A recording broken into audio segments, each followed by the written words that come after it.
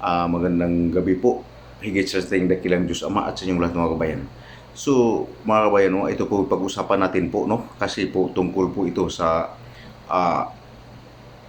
Juan 20:17, no? Upang unawaan niyo po lahat ito mga kabayan, no? Na ang nagsasabi ng Mesyas dito mga kabayan na akyat ako sa aking ama na inyong ama, no? Akyat ako sa aking Diyos na inyong Diyos. So mga kabayan, no, sa Juan 20:17, ganito po ang mga pangyayari mga kabayan, no? So ito lang po yung masabi ko sa inyo mga kabayan, upang manawaarin nyo, no? Kasi ang sinasabi ng dakilang Diyos Ama, no, may tatlong espiritu, no?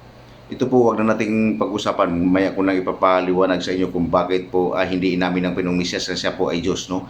Pero ang sinasabi ng dakilang Diyos Ama, Diyos po ang Mesyas. Sinabi ng dakilang Diyos Ama, tatlo pong espiritu, no? Sabi ng dakilang Diyos Ama, tatlong espiritu, tatlong Diyos, no? Ang itong dakilang Diyos Ama ay espiritu, no? At ang Mesyas po ay espiritu, at ang banal na espiritu po ay Diyos. Diyos ang banal na espiritu, Diyos ang Mesyas, Diyos ang dakilang Diyos Ama. Kung unawaan nyo, no? So mga kabayan, ito po ang sasabi ng dakilang Diyos Ama, Diyos ang dakilang Diyos Ama, Diyos ang Mesyas, Diyos po ang banal na espiritu. Pamunawaan niyo po ito, no? So mga kabayan, tungkol po ito sa Mesyas, no?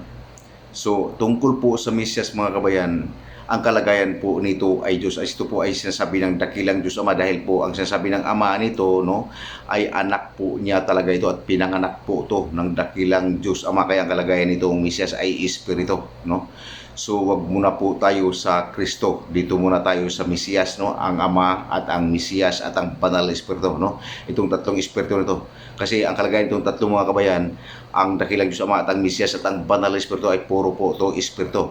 Ngunit ang sinasabi ng dakilang Diyos Ama ay puro po sila Diyos, no? Ito po ay ang masabi ko sa inyo, no?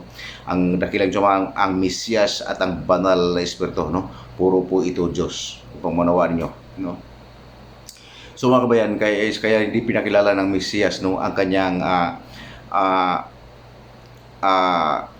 pagka-Diyos, no? Na dahil po ang kanyang katawan po mga kabayan ay marami pong naka-witness na siya ang kanya pong katawan ay pinanganak po sa Israel, no? Ito po yung sinasabi ng dakilang Diyos Ama, no? Kaya po hindi niya pinakilala ang kanyang sarili na Diyos po siya, dahil po marami pong naka-witness na pinanganak po siya, no, sa Bethlehem, no, ito po yung pinanganak ng Mesiyas, no. So kaya po hindi po talaga niya inamin na siya po ay Diyos, dahil po marami pong witness, no, na naka-witness na siya pinanganak talaga sa Israel. Ito po, pamunawarin nyo, no? Kaya po niya hindi inamin na siya ay Diyos, no? Totoo po yan mga kabayan, kahit ang Mesyas ang tanongin mo ay hindi nga siya aamin, eh.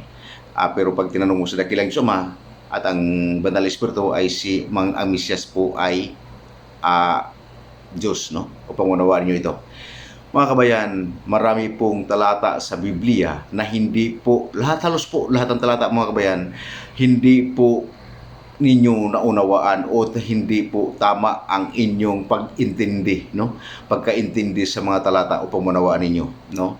Pero ngayon mga kabayan, sinasabi ko sa inyo, kung paniwalaan ninyo ito, maintindihan niyo na lahat yan, no? Ay itong sinasabi ko nga, ang Mesiyas at ang dakilang Diyos at ang Mesiyas at ang banal na espiritu ay Diyos, no?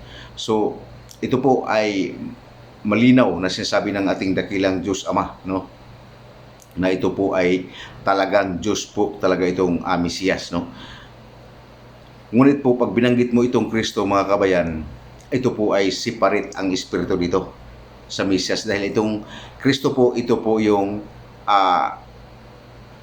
na may Diyos ang espiritu, ang Mesiyas, no, itong Kristo. Pero pag Kristo po binabanggit mo, automatic hiwalay po dito ang Mesiyas, no?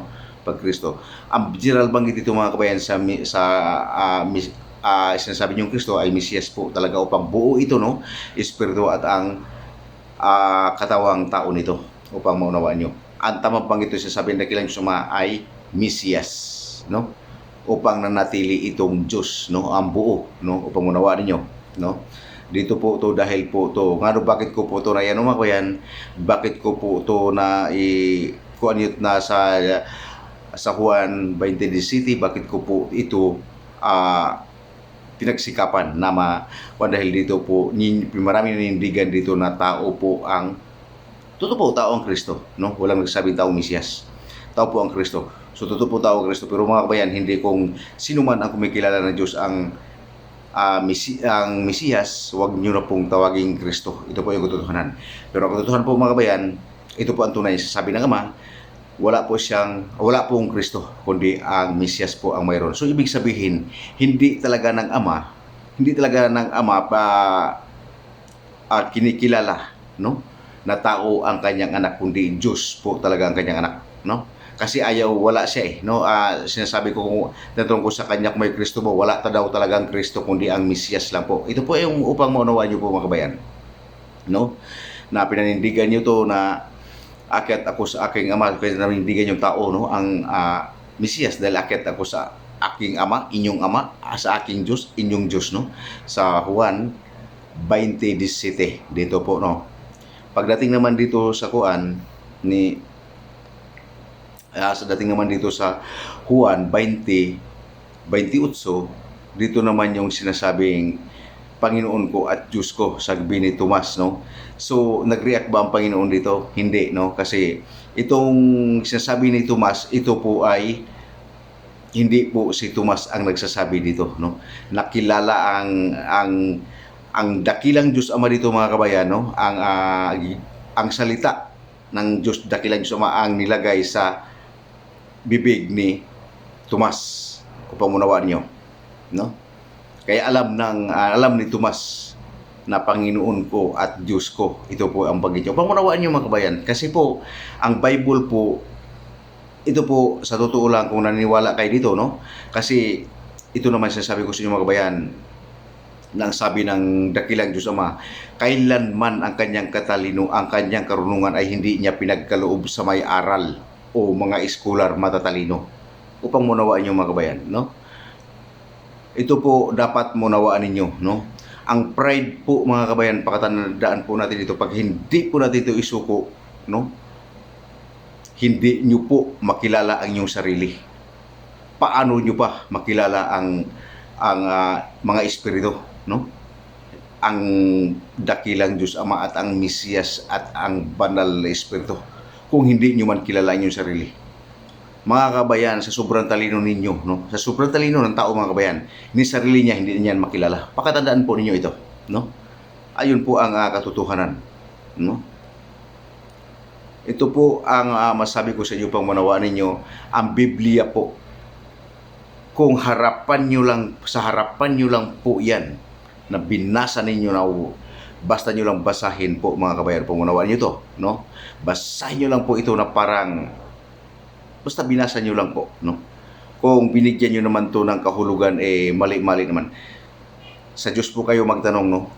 Ito po pagkatandaan nyo. Sasabihin ko sa inyo, kung ayaw nyo po maniwala sa akin na Diyos ang Mesiyas po, ito po yung maipayo ko po sa inyo. Dumalangin po kayo sa dakilang Diyos Ama, at dumalangin po kayo sa Mesiyas, at dumalangin po kayo sa Banal Espiritu. Kayo na po ang magtanong sa dakilang Diyos Ama. Hingin nyo sa Ama na pahintulutan kayo makapagtanong sa Kanya, no, sa lahat ng bagay sa mundong ito. Pamunawaan ninyo, no? Mga kabayan, malalaman ninyo yan pag sinagot kayo ng dakilang Diyos Ama. Ayun pa maunawaan ninyo. Ayun po ang katotohanan, no? Mabilis sumagot ang dakilang Diyos Ama mga kabayan. Seconds lang sagutin na kayo kung ipahintulot sa inyo ipahintulot ng dakilang Diyos makapagtanong kayo sa Kanya upang munawaan ninyo. Kaya kung hindi po kayo maniniwala ito sa sabi ko mga kabayan, magsikap po kayo na kayo po ang dumalangin at ipahingin po ninyo na kapagtanong kayo sa ating dakilang Diyos upang munawaan ninyo, no? Ito po yung masabi ko sa inyo. Mga kabayan, kung may paniwalaan ninyo po ang Diyos ang Mesiyas sa mundong ito, magkaisa po ang lahat ng tao talaga, no? Magkasundo po talaga lahat mga kabayan. Pangunawaan ninyo ay hindi naman po kailangan ang debate o religion po, dahil ang religion po ay ugat ng pagkakasala, dahil po yan sa pera. Pangalawa dyan mga kababayan, bahagi, no? Kanya-kanyang kampihan kung saang sikta ang bawat isa, no? ito po yung katotohanan po manawaan ninyo. Ito po yung real talk po talaga ito mga kabayan. So mga kabayan, no, hanggang dito na lang po, no.